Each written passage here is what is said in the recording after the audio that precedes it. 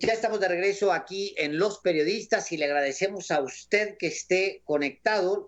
Hay muchos temas, muchos. Estamos tratando de abarcarlos todos, absolutamente todos, y le agradecemos a usted que esté conectado aquí en Los Periodistas en la octava. Y sin más, la periodista Dolia Esteves está con nosotros ahora mismo para conversar sobre pues el tema García Luna, el tema Felipe Calderón.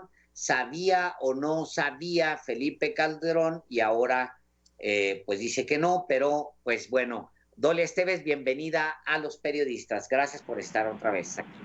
¿Qué tal? Buenas tardes, gracias a ustedes. Gracias. Bienvenida una vez más, Dolia Esteves. Resulta que está aferrado Felipe Calderón diciendo que él jamás supo nada. En una de esas dice que ni siquiera lo conoció, ¿no?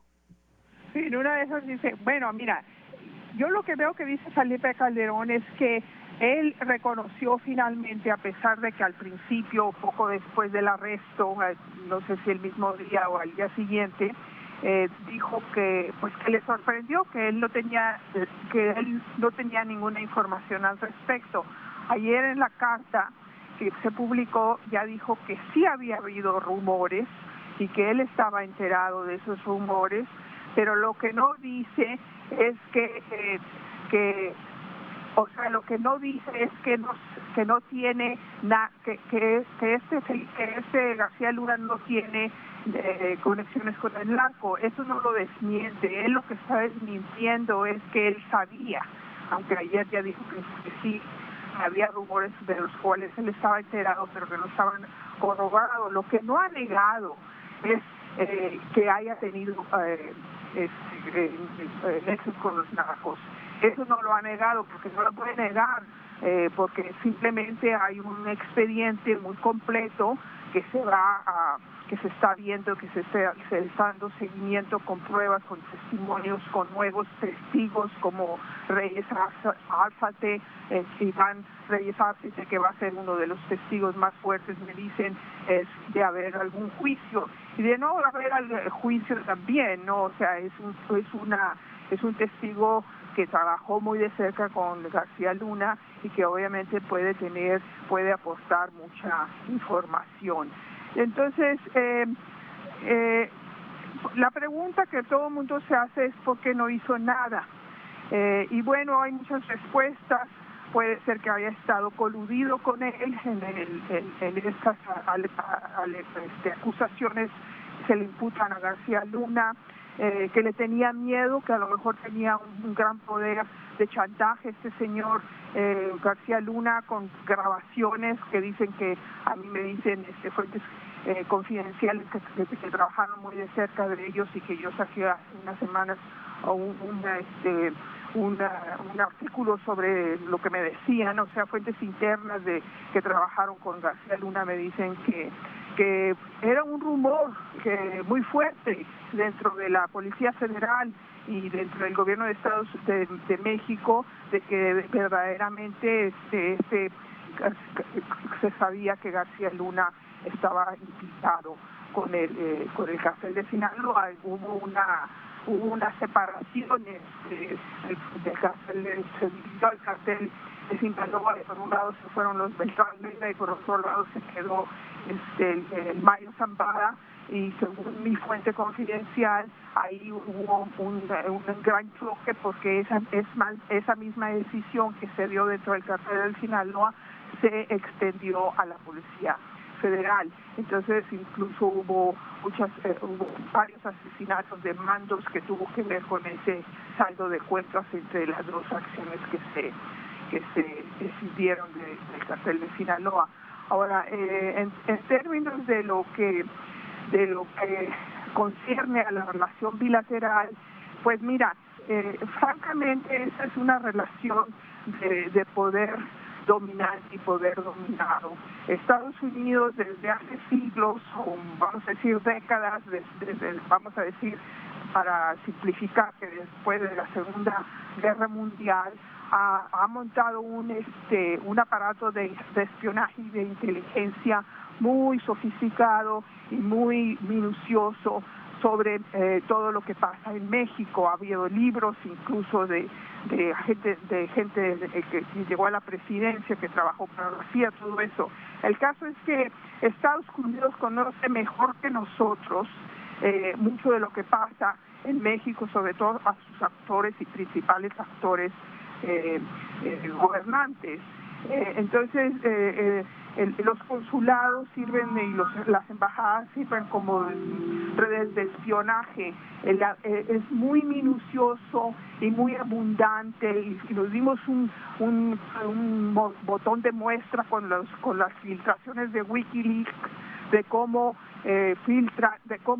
recolectan la información de fuentes de teléfonos interceptados, comunicaciones interceptadas.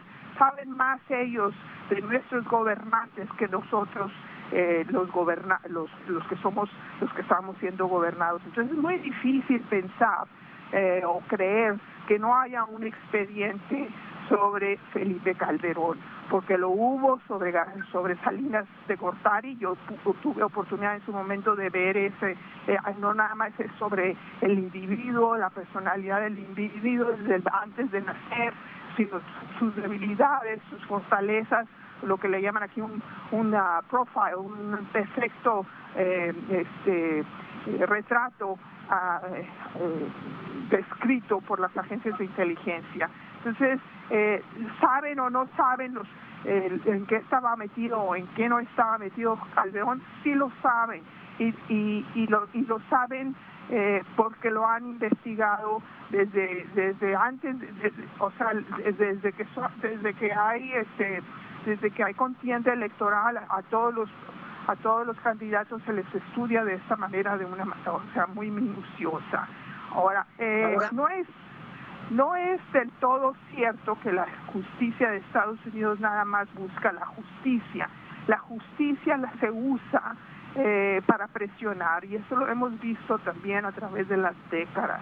Entonces, como les decía yo la última vez, y ya para terminar aquí, no sé yo si Estados Unidos va a un momento dado a encauzar a Felipe Calderón. No sé si tengan ese tipo de pruebas, y no sé si les convenga en este momento, porque mucho de lo que hace la justicia de Estados Unidos lo hace por conveniencia. Es la política del poder que utilizan, y está la historia llena de ejemplos de eso, ¿no? O sea, es una política selectiva que usan para presionar.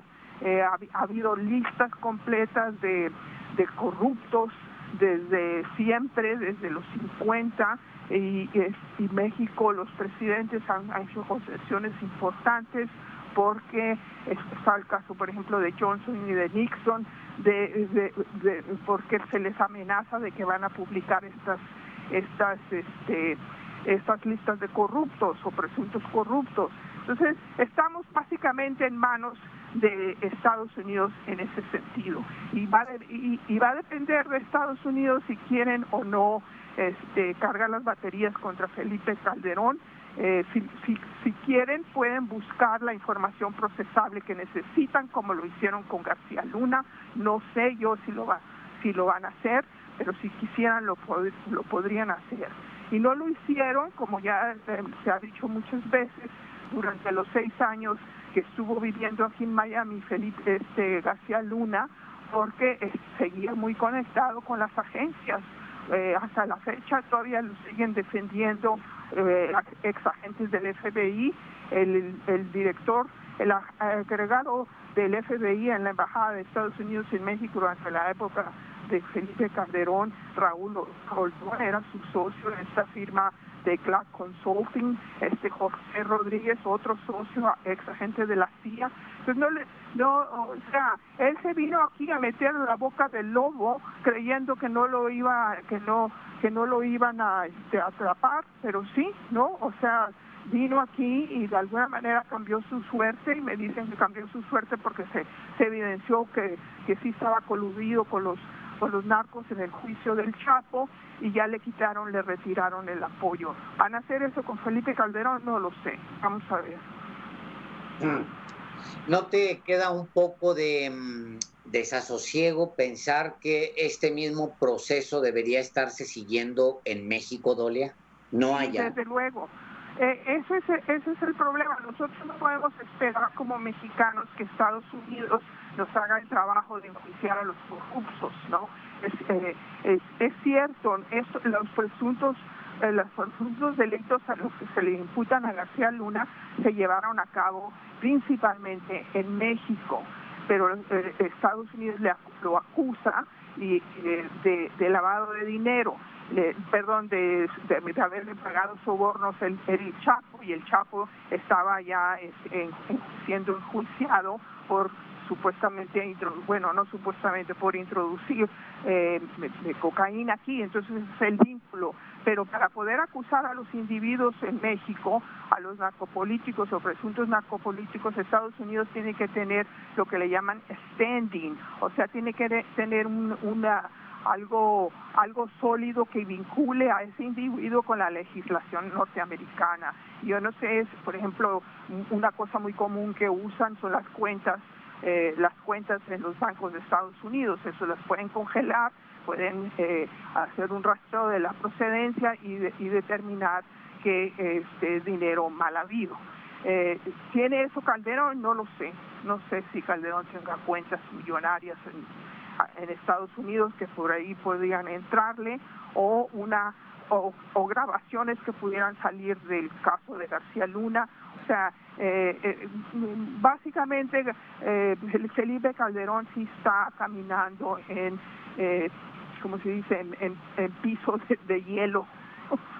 O sea, no sabemos cuándo se va a quebrar eso, o si se va a quebrar. Dolia Esteves, te agradecemos muchísimo, como siempre, esta comunicación contigo, siempre muy lúcida, siempre muy informada. Gracias, Dolia Esteves, por estar aquí en Los Periodistas. Gracias a ustedes y buenas noches. Buenas noches, gracias. Cuando volvamos, Álvaro, conversaremos con Anabel Hernández. ¿Vamos a un corte? Vamos a un corte.